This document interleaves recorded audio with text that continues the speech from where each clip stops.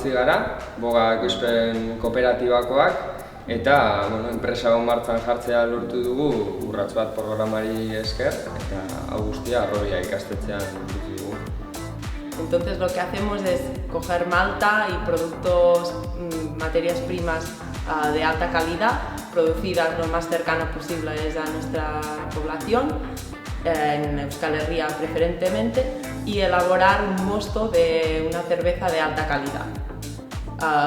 Son una técnica específica que variamos en función de las recetas o estilos de cerveza que queremos conseguir, y posteriormente mandamos a fermentar ese mosto durante 3 semanas en tanques cilindrocónicos de fermentación, y obtenemos un producto de alta calidad, elaborado con productos naturales, 100% de Euskal Herria, e intentamos que sea lo más cuidado posible todo el proceso de elaboración.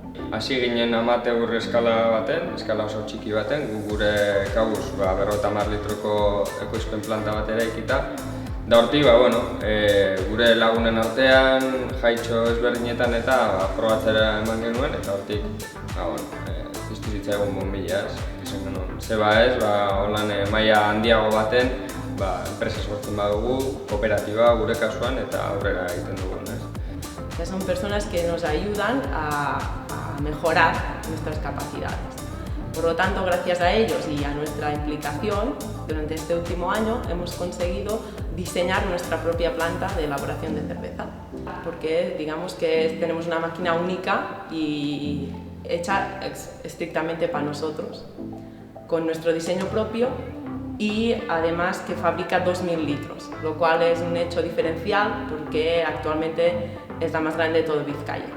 Argi eta garbi esateko, urrats bat programa bera oso lagungarri izan zaigu, batez ere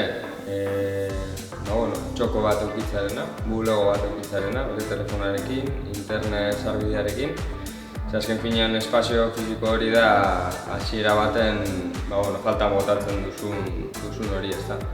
Eta baita ere, horre tutore bat izatearena, zenbait kontuetan, asesoria hori emateko ez da. Beraz, edozein ekintzaile horri deiatxo bat baldin badauka, nahiz eta oso desorbitatua izan edo den alakoa, saiatu paperean jartzen, saiatu urrats bat programaren bitartez baita ere, martxan jartzen ideia hori, eta noski oso gomendagarria, bakoitzak bere modura, bakoitzak bere ideiarekin, baina beste elkarte eta sarekin elkarlanean egoteko.